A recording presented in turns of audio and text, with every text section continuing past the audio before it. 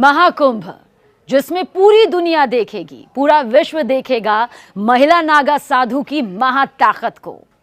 देखिए, महाकुंभ में एक बार फिर महिला नागा साधु दुनिया के सामने आएंगी। मगर क्या आप ये जानते हैं कि महिलाएं नागा साधु आखिर कैसे बनती हैं?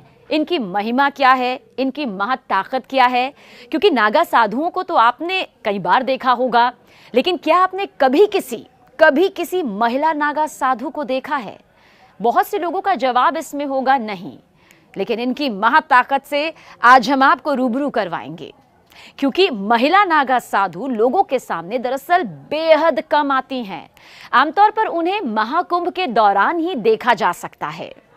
आखिर ऐसा क्यों है? किस लिए है? इसके पीछे की वजह क्या है, यह आपको जरूर बताएंगे। ये भी बताएंगे कि महिला नागा साधु आखिर रहती कहां पर हैं, क्यों वो दिखाई नहीं देती, लेकिन महाकुंभ उनके बिना अब अधूरा नजर आता है। महिला नागा साधु का पता जानने से पहले ये जान लेना बेहद जरूरी है कि आखिर महिलाएं नागा साधु बनती कैसे हैं। क्या हर कोई महिला नागा साधु बन सकती है? क्या अगर ईश्वर के प्रति, भगवान के प्रति एक आस्था जग जाए तो यूं ही नागा साधु बना जा सकता है? ये प्रक्रिया बहुत मुश्किल होती है और हैरान करने वाली होती है। तो आइए आपको बताते हैं चरणबद्ध तरीके से कि आखिर महिला नागा साधु कैसे बना जाता है। लेकिन उससे पहले कुछ और तथ्यों के बारे में भी यहाँ पर जान लेते हैं। देखिए, जिस तरह से पुरुष नागा साधु होते हैं ना, ठीक उसी तरह से महिला नागा साधु भी होती हैं। पुरुषों की तरह महिलाएं भी नागा साधु बनती हैं। महिला नागा साधु बनना बिल्कुल आसान नहीं होता। कहा जाता है कि महिला नागा साधु बनने की जो राह होती है वो बेहद कठिन होती है। महिलाओं के नागा साधु बनने की प्रक्रिया बहुत मुश्किल होती है। जितना सरल ये आपको लग सकता है, उससे कई गुना एक प्रक्रिया है जिसका सामना महिलाओं को नागा साधु बनने के लिए करना ही होता है। ये बहुत कठिन, बहुत मुश्किल राह होती है। जो इसे पार कर लेता है वही महिला नागा साधु बन पाता है। महिला नागा साधु बेहद मुश्किल, कठिन तप करती हैं।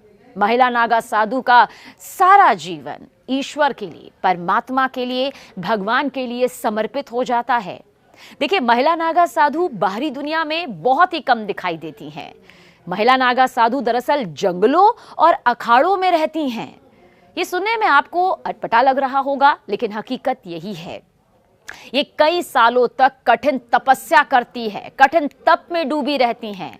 सनातन धर्म में, हिंदू धर्म में पुरुषों की तरह ही महिलाएं भी नागा साधु बनती हैं, इसमें कोई दो राय नहीं।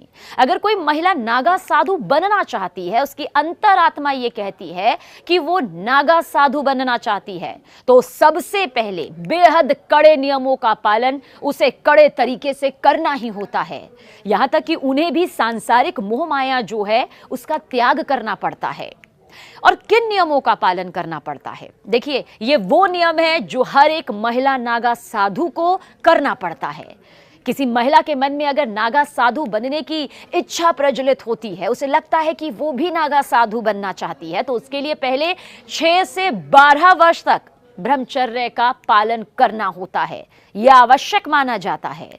जो महिला ऐसा करने में सफलता प्राप्त कर लेती है, कामयाब हो जाती है, अपने मन पर काबू पा लेती है, अपनी काम वासना पर पूरी तरह से काबू पा लेती है, तो उसे गुरुओं की ओर से नागा साधु बनने की अनुमति मिल जाती है। जो महिला नागा साधु बनती है, उसके पिछले जीवन के बारे में पूरी जानकारी ली जाती है। ऐसा नहीं है कि अगर किसी के मन में नागा साधु बनने की इच्छा जागी है तो उसका जीवन कैसे रहा है, अब तक उसकी परवरिश कैसे हुई है, उसके जीवन में उसके पारिवारिक तौर पर क्या कुछ जानकारी है, वो सब पूरी तरह से जुटाई जाती है। साथ ही जो महिला नागा साधु बनती है ना, उसे अपने गुरुओं को अपनी योग्यता का विश्वास दिलाना पड़ता है। दरअसल नागा एक तरह की पदवी होती है। वैष्णव, शैव और उदासीन अखाड़े नागा साधुओं की होते हैं। अखाड़ों के बारे में हमने आपको पहले भी जानकारी दी है, आगे भी जानकारी देंगे, लेकिन एक बार फिर बता देते हैं। वैष्णव, शैव और उदासीन अखाड़े नागा साधुओं के ही होते हैं। और इतना ही नहीं, एक और खास बात, अपना ही पिंडदान जीते जी करना होता है। महिला नागा साधु तभी बन पाती हैं। पहले अपना उन्हें सिर मुंडवा दिया जाता है, यानी कि पहला जो होता है सबसे पहले उनके बालों को कटवा दिया जाता है, क्योंकि कहते हैं ना कि एक महिला का सबसे बड़ा आभूषण उसके बाल होते हैं, इसलिए सबसे पहले इस मोह को त्यागा जाता है। नागा साधु बनने का सबसे अहम पड़ाव है पिंडदान करना। महिला नागा साधु बनने के लिए जीते जी महिला को अपना पिंडदान करा दिया जाता है, यानी कि उसे हर तरह के मोह से दूर रहना पड़ता है। पिंडदान के बाद महिला को उस जीवन से पूरी तरह से मुक्ति मिल जाती है और उसके बाद ही महिला नागा साधु ये स्वीकार करती है कि अब से वो आध्यात्म के सफर पर निकल पड़ी है। अब से उसका पूरा जीवन जो है वो परमात्मा के चरणों में ही रहेगा, वो परमात्मा के लिए ही जिएगी और परमात्मा में ही लीन हो जाएगी। अब उसका सारा जीवन उस ईश्वरीय शक्ति को समर्पित होता है। अब महिला नागा साधु को लेकर कुछ और भी सवाल है, क्योंकि दरअसल नागा साधु जो होते हैं वो नग्न होते हैं, लेकिन महिला नागा साधु गेरुआ वस्त्र पहनती हैं। पुरुष नागा साधु तो नग्न में रहते हैं, लेकिन महिला नागा साधुओं को गेरुआ वस्त्र धारण करने की इजाजत होती है। लेकिन वो वस्त्र ध्यान से कहीं से भी सिला नहीं होता, यानी कि इसमें भी नियमों का पालन होता है। जैसे कि हम और आप जो कपड़े पहनते हैं वो सिले हुए होते हैं, उन्हें हम अपने हिसाब से अपने अनुरूप बना सकते हैं, लेकिन महिला नागा साधु किसी भी तरह से सिले हुए कपड़े नहीं पहनती हैं। और महिला साधुओं के माथे में, यानी कि महिला नागा साधुओं के माथे पर एक तिलक होता है और वो भी अपने पूरे शरीर पर भस्म लगाती हैं, जैसा कि नागा साधु करते हैं, बिल्कुल वैसे ही। लेकिन जगह पर, अलग जगह पर उनका जो विशेष स्नान होता है वो किया जाता है। महिला नागा साधु बेहद सादा जीवन जीती हैं, साथ ही साथ एक लंबा और बगैर सिला गेरुआ वस्त्र पहनती है, जैसा हमने आपको पहले भी बताया। और इसके साथ ही उनके माथे पर तिलक भी होता है, पूरे शरीर पर भस्म होता है। और इतना भी बता दें, नागा साधु, चाहे वो महिला नागा साधु हो या पुरुष नागा साधु हो, वो किसी भी दूसरे व्यक्ति के समक्ष अपना सिर कभी नहीं झुकाते और ना ही किसी की निंदा करते हैं, लेकिन उनका सिर आशीर्वाद लेने के लिए केवल वरिष्ठ सन्यासियों के समक्ष ही झुकता है। इन सभी का पालन एक नागा साधु को आजीवन करना होता है, यानी कि जब तक वो इस मनुष्य जीवन में है उसका पालन उसे अपने अंतिम सांस तक करना होगा। देखिए, महिला नागा साधुओं को लेकर बहुत सारी बातें सामने आई हैं, जैसे उनके विशेष स्नान को लेकर भी सामने बातें आती हैं। तो हमने आपको बताया कि उनके स्नान की अलग से व्यवस्था यहाँ पर की जाती है। बहुत सादा जीवन उनका होता है। आपको ये भी बता दें कि अगर पूरे भारत का जिक्र करें तो नागा साधुओं की जो संख्या है वो 5 लाख से ज्यादा है। और इतना भी बता दें कि नागा साधु अगर कोई है तो 24 घंटे में सिर्फ एक बार ही भोजन ग्रहण करते हैं। वो अपने भोजन में कंदमूल, जड़ी बूटी, फूल, फल, पत्तियां ये सब खाते हैं। साधु संत को ईश्वर के सबसे निकट माना जाता है। कहा जाता है कि अगर ईश्वर के निकट पहुंचना है तो एक सच्चे साधु संत को देख लीजिए। सन्यासी अपने पूरे सांसारिक जीवन का त्याग कर देता है, अपना संपूर्ण वक्त उस परमात्मा के नाम कर देता है, उसका स्मरण करने में लगाता है। साधु संतों में नागा साधुओं की चर्चा देखिए जरूर की जाती है। सबसे खास बात तो यह है कि नागा साधुओं को लेकर जो एक कड़ा स्वरूप नजर आता है वो सिर्फ भक्ति का ही नजर नहीं आता है, बल्कि कड़ाके की ठंड में भी वो कपड़े नहीं पहनते हैं, नग्न अवस्था में रहते हैं। ये उनकी वो तपस्या है जिसके जरिए उन्हें ये ताकत मिलती है, ये शक्ति मिलती है। शरीर पर धुनी भस्म लगाकर वो घूमते हैं। अच्छा, नागा का मतलब भी नग्न है। नागा सन्यासी अपना पूरा जीवन नग्न अवस्था में ही रहते हैं। नागा सन्यासी बनने की प्रक्रिया हमने आपको बताई कि कितनी लंबी है, कठिन है। और अखाड़ों के जरिए नागा सन्यासी यहाँ पर बनाए जाते हैं, यानी कि नागा सन्यासी बनने के लिए अखाड़ों की मान्यता चाहिए होती है। ऐसा नहीं है कि नागा सन्यासी अपने आप कठिन तपस्या करके गेरुआ वस्त्र पहनकर बन जाते हैं। हर अखाड़े की अपनी मान्यता होती है, हर अखाड़े की अपनी परंपरा होती है और उसी परंपरा के तहत, उसी नियमों के तहत उनको दीक्षा दी जाती है। कई अखाड़ों में तो नागा साधुओं को भुट्टो के नाम से भी बुलाया जाता है। लेकिन अब प्रचलन में नागा साधु ही है। कितना जटिल इनका जीवन होता है, और वही जटिलता जो होती है एक तपस्वी के चेहरे पर नजर भी आती है। इनका युद्ध कौशल गजब का माना जाता है, और यही वजह है कि ये महाकुंभ की रौनक बन जाते हैं, महाकुंभ की शान बन जाते हैं। बताया जाता है कि किसी भी इंसान को नागा साधु बनने के लिए 12 साल का लंबा समय लगता है। नागा साधु बनने के बाद वो गांव या शहर की भीड़ भाड़ भरी जिंदगी को त्याग देते हैं। यानी कि जो भीड़ भाड़ और से भरी जिंदगी हम देखते हैं रोजमर्रा की, उसे पूरी तरह से त्याग देते हैं और अपने रहने के लिए पहाड़ों पर, जंगलों में चले जाते हैं। उनका ठिकाना उस जगह पर होता है जहां कोई आता जाता नहीं है।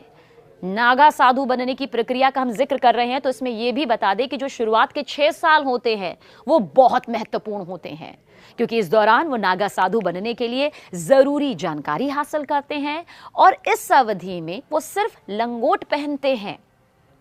वो कुंभ मेले में प्रण लेते हैं, जिसके बाद लंगोट को भी त्याग देते हैं और पूरा जीवन कपड़ा धारण नहीं करते, वस्त्र नहीं पहनते। नागा साधु बनने की प्रक्रिया की शुरुआत देखिए, सबसे पहले ब्रह्मचर्य की शिक्षा लेनी होती है। इसमें सफलता प्राप्त करनी होती है, और अगर इसमें सफलता प्राप्त हो जाती है तो महापुरुष दीक्षा दी जाती है, और इसके बाद यज्ञोपवीत होता है। क्या होता है ये? इस प्रक्रिया को किया जाता है और उसके बाद वो अपने परिवार का पिंडदान करते हैं, जिसे बिजवान भी कहा जाता है।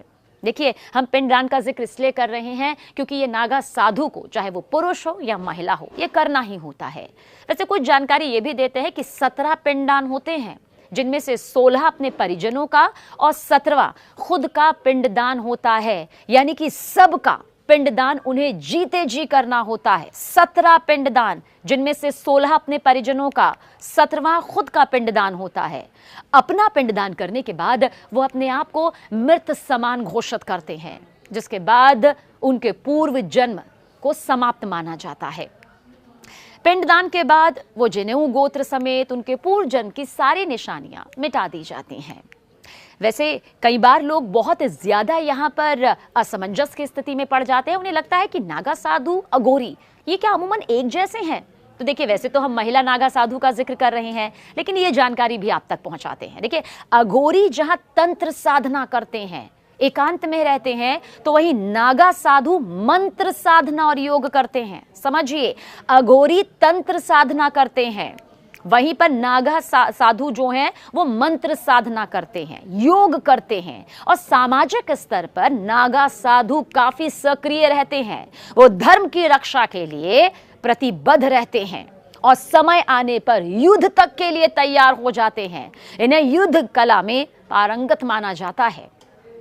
अखाड़ों का जिक्र हमने किया तो इस समय 13 प्रमुख अखाड़े हैं, जिनमें प्रत्येक में शीर्ष महंत आसीन होते हैं। इनमें 7 वैष्णव सन्यासी, 3 बैरागी वैष्णव और 3 उदासीन सांप्रदाय के हैं। शैव सन्यासी सांप्रदाय के 7 अखाड़े हैं। संतों के 13 अखाड़ों में 7 अखाड़े ही नागा साधु बनाते हैं। हमने इसलिए अखाड़ों का जिक्र किया कि संतों के 13 अखाड़ों में 7 अखाड़े ही नागा साधु बनाते हैं। अब ये कौन से हैं? ये हैं जूना, महानिर्वाणी, निरंजनी, अटल, अग्नि, आनंद और आह्वान अखाड़ा। देखिए, नागा साधु बनने की प्रक्रिया हमने आपको यहाँ पर बताई। नागा साधु का रहन सहन कैसा होता है ये भी आपको बताया। नागा साधु की तपस्या कैसी होती है इसकी भी जानकारी दी। लेकिन नागा साधु एक तरह से सैन्य पंथ है, यानी कि युद्ध करने वाला। सिर्फ तपस्या करने वाला तपस्वी ही नहीं, बल्कि युद्ध करने वाला, वक्त आने पर अपना युद्ध कौशल दिखाने वाला। और वो एक सैन्य रेजिमेंट की तरह बंटकर रहते हैं और अपने त्रिशूल, तलवार, शंख, चिलम से इस दर्जे को दर्शाते भी हैं। देखिए, नागा साधु जो हैं वो कुंभ महाकुंभ के अवसर पर ही दिखाई देते हैं। कुंभ मेले में नागा साधुओं को लेकर खास आकर्षण भी रहता है, और भारतीयों के साथ ही जो विदेशी श्रद्धालु आते हैं, विदेशी सैलानी आते हैं, इन्हें जानने की चाह उनमें भी उतनी ही नजर आती है। दिगंबर का मतलब आपको बताते हैं कैसे ये इससे कनेक्ट हो जाता है। दिगंबर का मतलब जो आकाश को ही अपना वस्त्र मानते हों, यानी जिन्हें लगता हो कि ये पूरा आकाश जो है ना, वही उनका वस्त्र है, वही कपड़ा है, वही उनका शरण है। कपड़ों के नाम पर पूरे शरीर पर धुनी की राख लपेटे नागा साधु कुंभ मेले में विशेष स्नान के समय ही खुलकर सामने आते हैं और विशेष स्नान, जिसे शाही स्नान कहते हैं, समय समय पर अपनी मंडली के साथ आचार्य महामंडलेश्वर श्री महंत के रथों की अगुवाई करते हुए शाही स्नान कर पुण्य प्राप्त करते हैं। वैसे ये भी बता दें कि राजा भी नागा साधुओं का सहयोग लेते थे। विदेशी आक्रमण की स्थिति में, विदेशी आक्रमण के हालात में कई बार ऐसा हुआ जब राजा महाराजा भी अखाड़ों के नागा साधुओं का सहयोग लिया करते थे। इतिहास में ऐसे कई युद्धों का बखान भी मिलता है, जिक्र मिलता है, जिनमें 40,000 से ज्यादा नागा योद्धाओं ने हिस्सा लिया, अपना युद्ध कौशल दिखाया। अहमद शाह अब्दाली के मथुरा वृंदावन के बाद गोकुल पर आक्रमण करने पर नागा साधुओं ने मुकाबला करके गोकुल की, कहा जाता है कि, रक्षा की थी। भारत की आजादी के बाद इन अखाड़ों ने अपना सैन्य चरित्र त्याग दिया, लेकिन अखाड़ों के प्रमुखों ने भारतीय संस्कृति और दर्शन के सनातनी मूल्यों का अध्ययन किया, अनुपालन किया और संयमित जीवन व्यतीत करने का आदेश दिया। कोई भी अखाड़ा, चाहे वो कोई भी अखाड़ा हो, अच्छी तरह, पूरी तरह जांच पड़ताल करके ही योग्य व्यक्ति को ही प्रवेश देता है। सबसे पहले लंबे समय तक ब्रह्मचारी के रूप में रहना होता है, फिर उसे महापुरुष, फिर उसे अवधूत बनाया जाता है। अंतिम प्रक्रिया महाकुंभ के दौरान होती है, जिसमें उसका खुद का पिंडदान यानी कि दंडी संस्कार आदि कराया जाता है, जिसे हमने बताया बिजवान भी कहा जाता है। और अंतिम परीक्षा दिगंबर और फिर श्री दिगंबर की होती है। दिगंबर नागा एक लंगोटी धारण कर सकता है, लेकिन श्री दिगंबर को बगैर कपड़े के रहना होता है। एक बार फिर से बताते हैं, अंतिम परीक्षा होती है नागा साधुओं की दिगंबर और फिर श्री दिगंबर की। दिगंबर यानी नागा एक लंगोट धारण कर सकता है, लेकिन श्री दिगंबर को बगैर कपड़े के रहना होता है और वो इस पूरे आकाश को ही अपना वस्त्र मानता है। तो देखा, जिन नागा साधुओं को आप देखते हैं महाकुंभ में, वो महज सिर्फ साधु नहीं है, उनके पीछे की तपस्या, उनके पीछे की कहानी नहीं, बल्कि हकीकत कितनी ज्यादा मजबूत है। और ऐसे ही महिला नागा साधु को भी इसी प्रक्रिया से गुजरना पड़ता है। तो इस बार जब महाकुंभ में आप महिला नागा साधु और नागा साधुओं के दर्शन करें, तो महज दर्शन के तौर पर ना करें, बल्कि समझिए कि आखिर कितनी कड़ी तपस्या और 12 साल का जो लंबा सफर रहा, उसके बाद तैयार होते हैं ये नागा साधु।